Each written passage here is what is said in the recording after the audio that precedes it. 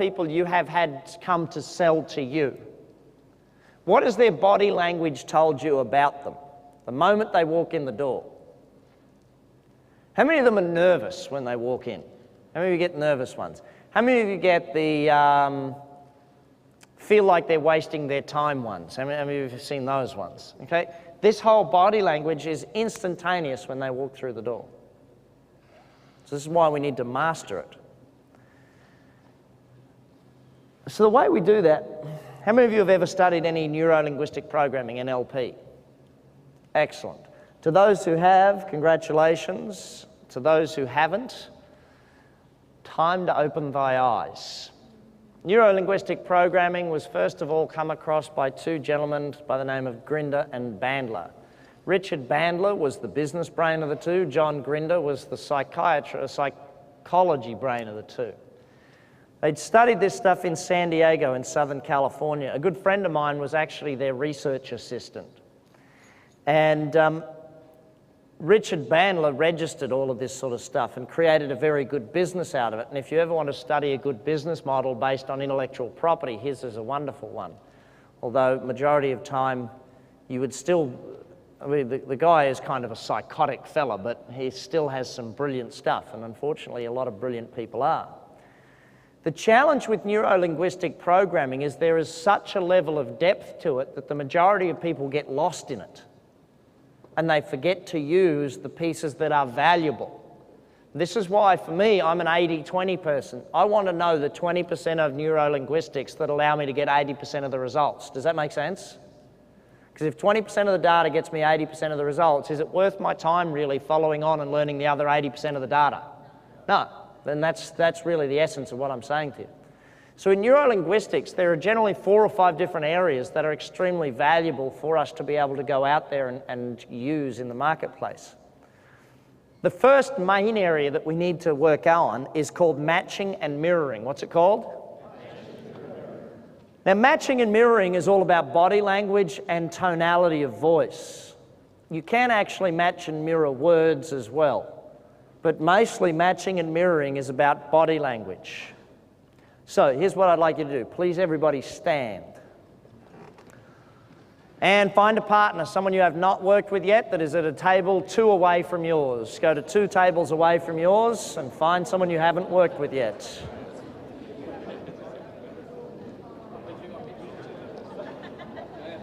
If you still need a partner, wave your hand in the air and find someone else who's waving their hand in the air. Anyone still needing a partner? Excellent. Please pick an A and a B. Who's A, who's B? All the A's, raise your hands. Point to B, say thanks for going second. Change it every time. So here's what you're going to do. A, you're going to start talking about the subject of chocolate. As you talk about it, B is going to start matching and mirroring your hand movements. Now, they're not going to mimic. What would mimicking earn you? A black eye, basically. You know, like they're doing this and you're sitting there going, you know, that gets a black eye. Matching and mirroring means if they did this, you wait for 5 or 10 seconds and you start doing this too. If they point out things and go, when you talk back to them, you say, oh, and point. If they put their hands, if they cross their arms, do you want them to have crossed arms? No, so what do? Give them something. You either give them something or you cross your arms first, get in rapport with them, and then you open your arms. And they feel like doing the same thing. So B, you are going to be matching and mirroring A. You will talk to them, you might ask them questions about chocolate. But you need to match and mirror as much as you can. Is that clear? Okay. So A, you're going to give them a mark out of 10 for how well they did. So you've got to keep an eye on how they're doing it with you, okay? So you have 2 minutes to do this. A is going to talk for 2 minutes. B, you might need to ask them questions to keep them moving, but this is the whole process. Are you ready? Are you ready? Yeah. Excellent. A, start chatting, Mr. Music.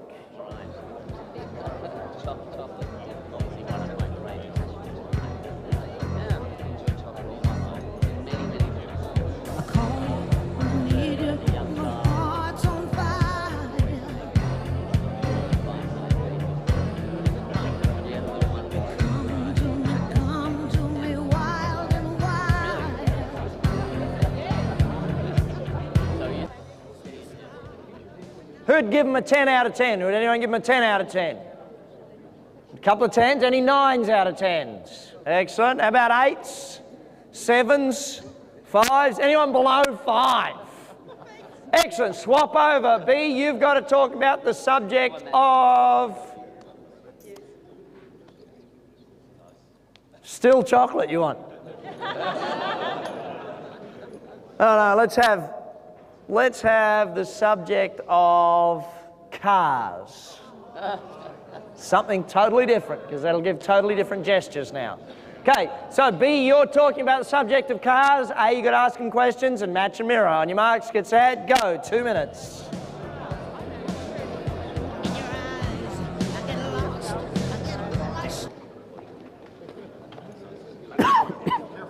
How many of you might need a little more practice on that one? Good. With matching and mirroring, I'll give you an example of where this was actually used in some very high-level negotiations. The North American Eskimos, the Inuits, actually were negotiating with the the Inuits were negotiating with the Canadian government, not the American.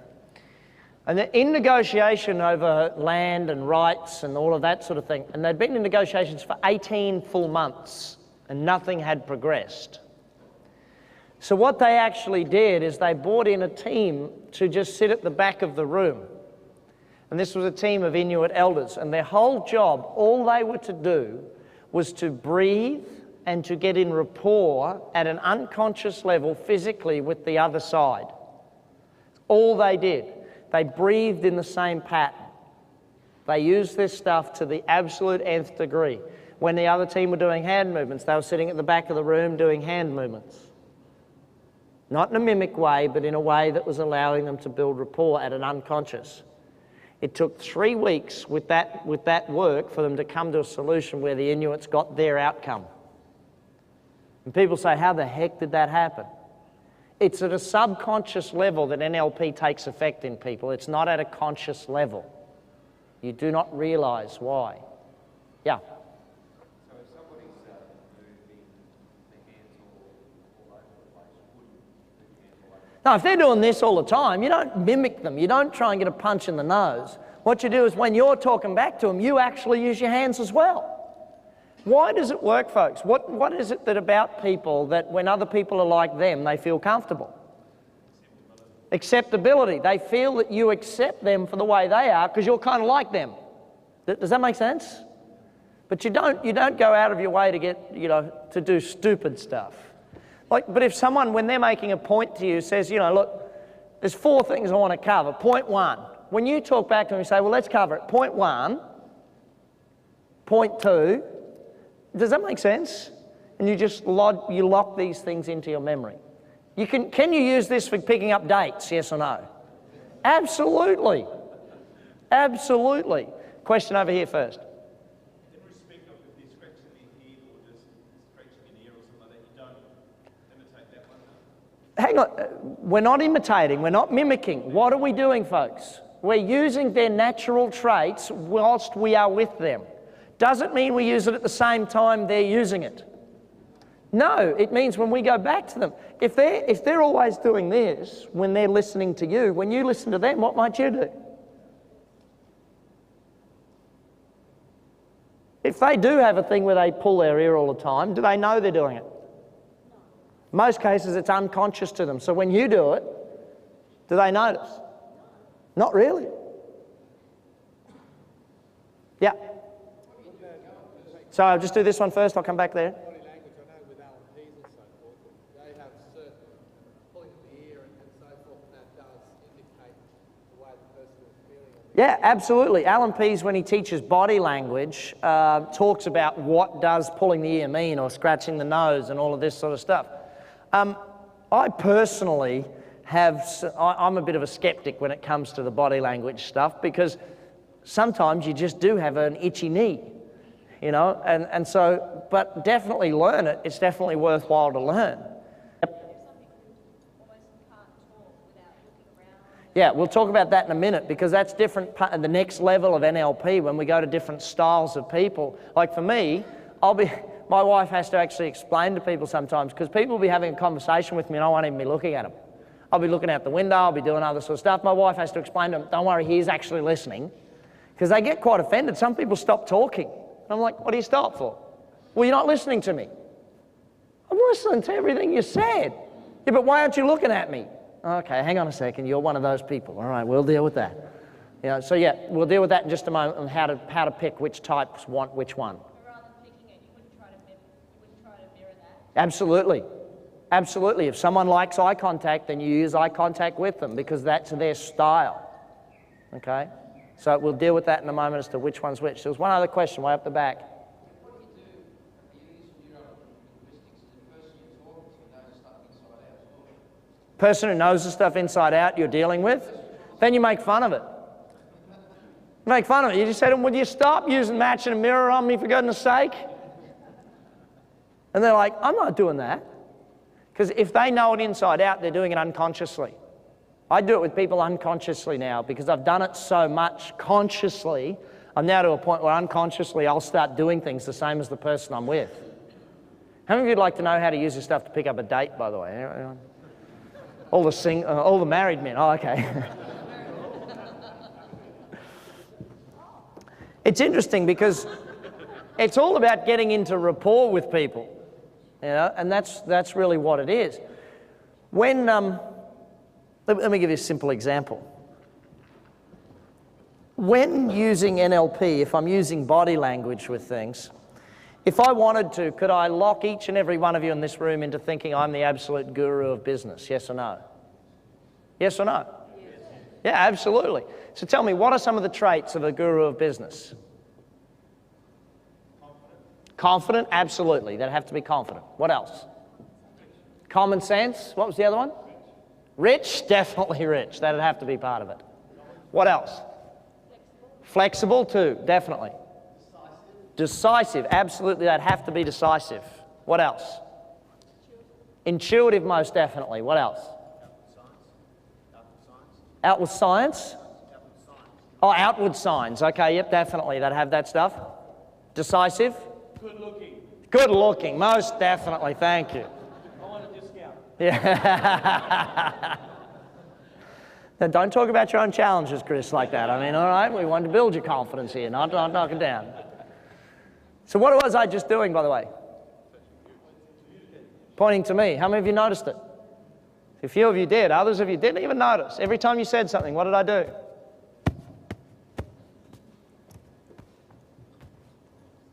So, you know, guys, you walk up to a girl, tell me about your ideal man.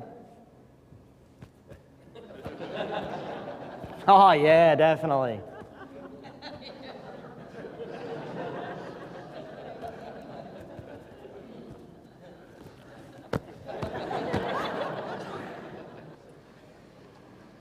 What we're going to do now is the next level. Come on, you stragglers, move it, move it. They're all still out there chatting and having a coffee, I don't know. What we're going to do now is we're going to look at the next level of neurolinguistics. It's interesting that matching and mirroring will build a high level of rapport. We then need to go to the next level to understand the other people and how they communicate and how you communicate, so that the two of you can communicate in the same language. Because if we, well, let's just put it really simply. Red, can you get those handouts all out, please, mate? The first one's the VAK. The whole idea of understanding communication, if let's say you were talking German and you walked in and spoke to a Russian, might they pick up a word here and there, yes or no? Yeah, but would they truly understand what you're saying? No, and that's what we're really about to find out. How do you truly understand what it is you're saying? But before we do that, we're going to do a simple exercise. Everyone please pack up your stuff and find yourself at a different desk sitting next to different people. If you're on the left, go to the right. If you're on the right, go to the left. And if you're at the back, come to the front. If you're at the front, head to the back. And music, please, maestro, with a bit of life to it to get people moving. Everybody move. That means you, Chris. Get up, you lazy bugger. When you receive this, I want you to turn straight to page number 5.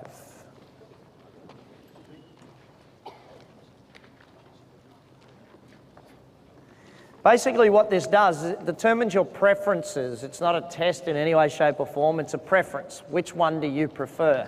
How do you prefer to communicate? How do you prefer to be communicated to? How do you prefer to learn? How do you prefer to interact with other people? Basically in this instrument we have a 5-minute time limit on it. Now with the 5-minute time limit on it, the reason for that is because we don't want you to go into in-depth discussions with yourself of 5 minutes over each question of, gee, do I really prefer that one? No, maybe it's that one. Whatever comes up as the first answer, your gut instinct is going to be the right answer for you. Does that make sense? So if you look at, say, page 5, you'll see that there's 3 sentences. You get to choose one sentence.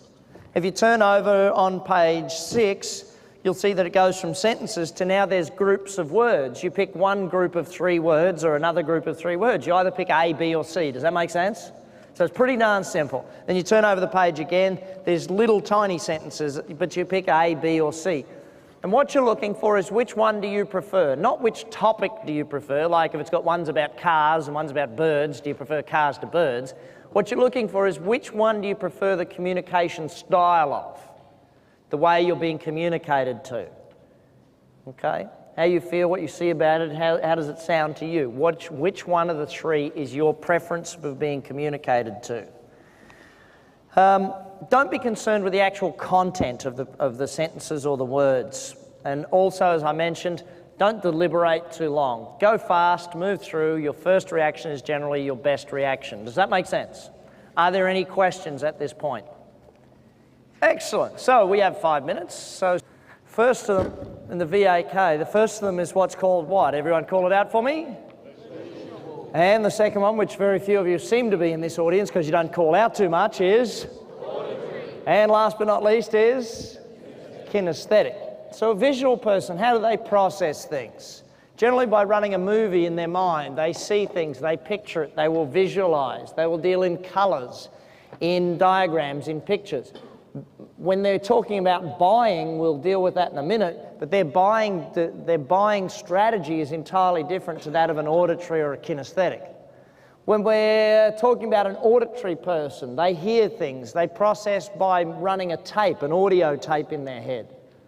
The whole idea of it is in sounds, noises. Then we talk about a kinesthetic style person. A kinesthetic style person is generally processes in feelings, in the tactile response to things. Their ability to process is generally done through internalizing rather than externalizing like a visual or an auditory. So 3 different styles of people. Now, in the marketplace, the average breakdown is approximately 40-20-40. Approximately 40% of the market is visual, approximately 20% auditory, and approximately 40% kinesthetic. That breakdown of a market is actually an intriguing one because it allows us to understand that the majority of people out there are either visual or kinesthetic. So it's always a good task to go to that if we're unsure. So let's find out in this room if we fit the basic makeup of the average group. How many of you had the highest score in visual, okay? Even if it was equal to another one. Highest in visual? Okay, great. How about highest in auditory? Who was highest in auditory? There you go, as I thought of this room. And highest in kinesthetic? Who was highest in kinesthetic? Great, so we're a majority kinesthetic audience as a group. So now I know I need to do more activities with you, okay? All of kinesthetics sitting there playing with their pens, you know, they're messing about with stuff. So how do we notice these people out in the marketplace? How do we actually understand the different styles? It's interesting, you know, we had a whole bunch of people yesterday saying, it's so cold in here. That makes sense now with all the kinesthetics. Send them out the survey before you get out there? Yeah, I think we should do that. When we go out to see a prospect, send them this questionnaire before you arrive. Well, some of the simplest things. Where are my visuals again? Let me see a show of hands, the visuals. Okay, great. Where is, I'm going to see if I can get an example visual. Where are my kinesthetics again? Where are my kinesthetics? Fantastic. I want an example. Actually, I'm going to steal two guys from down here. You two guys just duck up on stage for me. What kinesthetics again? Let me just see. So I want to get some that are a little bit tricky, because some of you are dressed as visuals, but you're kinesthetic. Look, up on stage, and Paul up on stage.